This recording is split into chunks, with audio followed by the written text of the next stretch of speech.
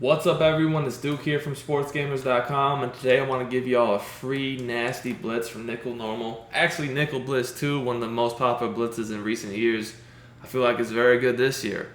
Guys, if you don't want to miss any of my videos, I'll be doing a lot of videos this year. Make sure to subscribe and turn your notifications on.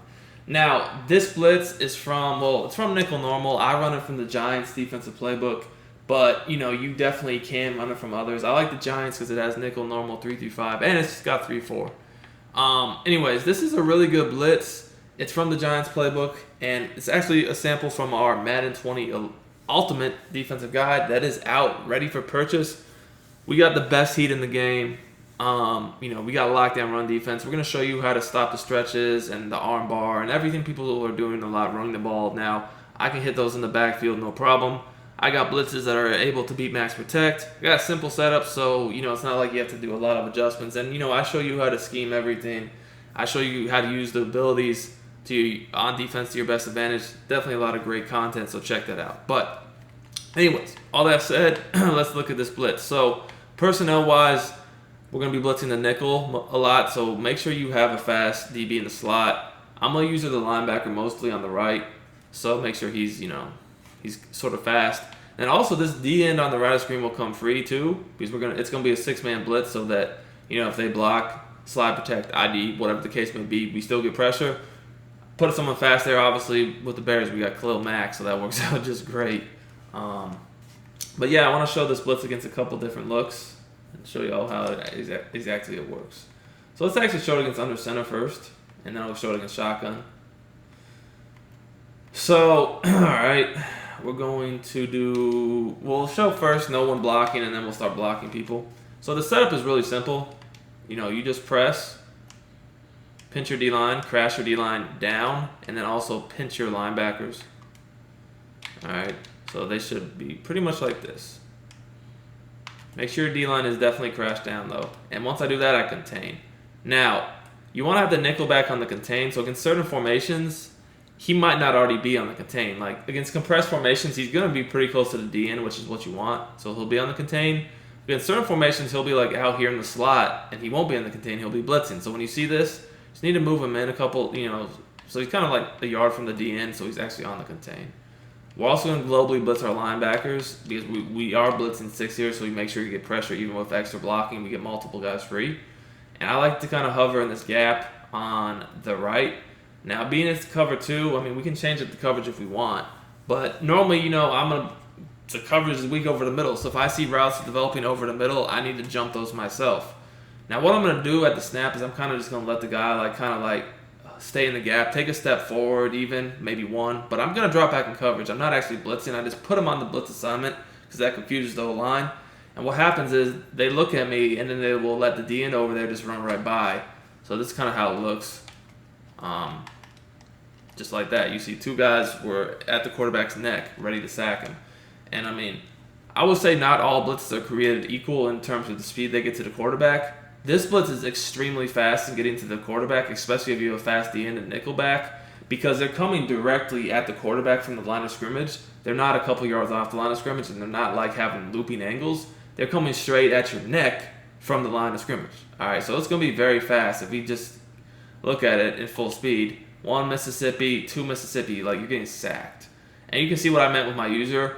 I do take a half step forward, but I'm not actually blitzing. I just do that to distract that guy, and I drop back and cover whatever I need to guard. And honestly, you just have to take the first read away because they're not going to have time for lots of stuff to get open down the field. So I just saw a drag, and that's kind of what I jumped on. And you can bait them, but really just know that you can get extra aggressive because they're not going to have time really for much past their first read. And then another thing I like about this is oftentimes they won't even realize you're dropping back in coverage, since we do kind of stay here and chill for a split second after the ball snap. They might even think you're blitzing. So I've actually gotten a lot of picks just dropping right back over the middle because it's something they just threw basically right at me, not realizing that I was actually going to play coverage.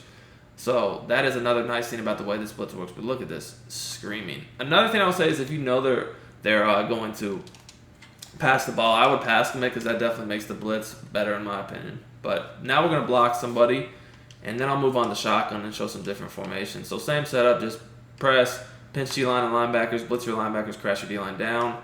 They actually crashed out there. Don't want that. Contain, and just make sure your nickelback is on the contain. You might have to move them, you might not. Pass commit if you know they're pretty much going to be passing the ball. Like I said, it's kind of like hover right here. Alright, so this is how it should look. Again, we've got the running back staying in this time. So, again, I'm kind of just chilling right there over the middle of the field. I took away the drag and kind of bailed back to the end. You know, both my guys came free, so when you have you know, the running back staying in, obviously he cannot get both. Sometimes he won't get either, but he chose max, so my DB got the sack. And you can see what I meant as far as my user goes. Again, I do take that half step forward, then drop back into coverage. And here I took the drag away, and then once I felt like I took the drag away first, like sometimes I'll stick with it the whole time. That's what I mean about baiting. Sometimes you take the drag away the whole time, or whatever the first route you're on the whole time. Sometimes you kind of like halfway play it and jump to the next route. You just got to mix it up so they never know what you're doing, and that's how you get picks. But honestly, like I said, you really don't have to look for much past the first read because of how fast this pressure is coming. And by the fact that it's contained, and especially if you pass commit, even if they do a play action, you know, you'll scream. They're not going to fall for it, especially when you pass commit. But the contains also help with that. So, just to show, like I said, let's just show it against some other stuff here. Let's do trips tight end. So, gonna, again, same setup. But again, you'll notice, like, you can clearly see, like, we got this guy, he's not lined up the way we want. So we're gonna have to move him in, but everything else is the same setup wise. So now we got everything, now everything's good. We're gonna go ahead and get on the same guy and use it the exact same way. And, you know, we're gonna basically just screen. So I did want to show you against shotgun in a different type of formation so that you do see what I mean about moving this guy in so he's on the contain. But this is how it's gonna look. Again, I'm pretty much just gonna jump on the first route I see, and there we go. They didn't really have time for anything. Now that time it looked a little odd. It looked like they actually let somebody else come in instead of the nickel back, which, I mean, sometimes that stuff happens, but realistically, like, I'm not gonna say you're gonna get your DN coming up the gap untouched. Sometimes I've actually seen that happen a little bit, but most of the time it's gonna be the nickel back. But hey, I'm not gonna complain if I get a defensive in gap pressure, that's for sure. We don't got a problem with that at all. So one more time, let's just show it against one last formation. I don't know, let's do, why not? Let's just do something like this. Alright, anyway, same setup again. This is just a completely spread set. Just pinch, D-line, crashing down, pinch your linebackers, blitz them. Press. You can baseline against spread formations too, guys, if you really want to. That's completely fine. Like, if I reset the play, you can baseline press, pinch your D-line, pinch your linebackers. Pinch my linebackers. Goodness gracious. Move the guy in if you need to. Crash your D-line down, contain, use this guy. So the setup's pretty easy. I mean, it's not that complicated. Again, oh yeah, pass commit if you expect the pass.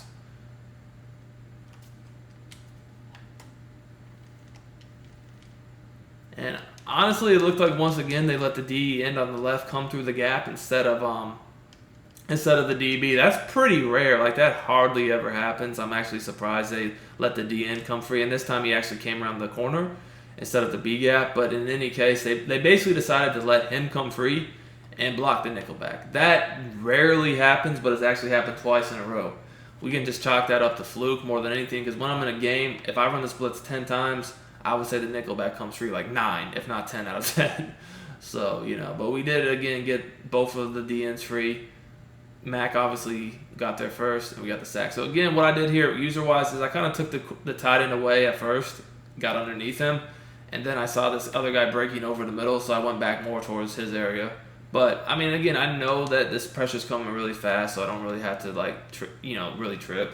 It's definitely coming in, so I'm not doing all too much, to be quite honest with you. Like, as far as my user goes, I'm taking that first read away, and after that, I'm good. Anyways, one last time, let's look at it against a tight formation out of shotgun.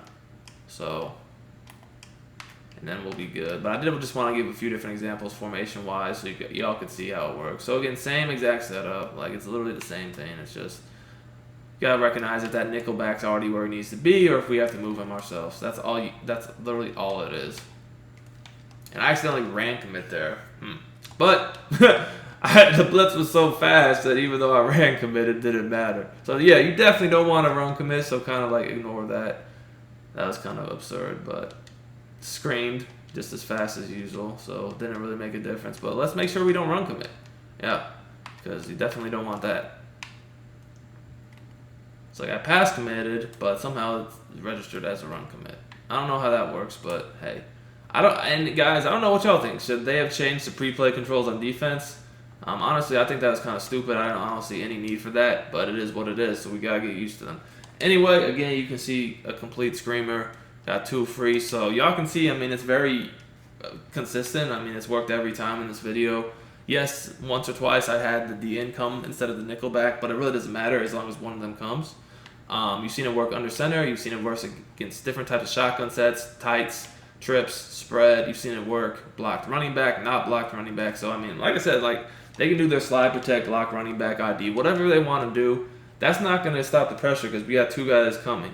You know, the only thing that will give you a chance is max protect, and again, that doesn't even always work. Sometimes it does, sometimes it doesn't. But then there's other ways to get pressure 100% of the time against max protect that I will show in the guide, to where like this, like I said, this will work against max protect, but sometimes max protect can slow it down a bit. I got tweaks in the guide that max protect will never work. So give us a thumbs up if you liked the video. Like I said, make sure to subscribe, check out the guide, check out sportsgamers.com for the best Madden 20 tips. And this year I'm going to be posting a lot of content, you know, for y'all. So, hey, we're going to have a great year this year. Till next time, it's Duke.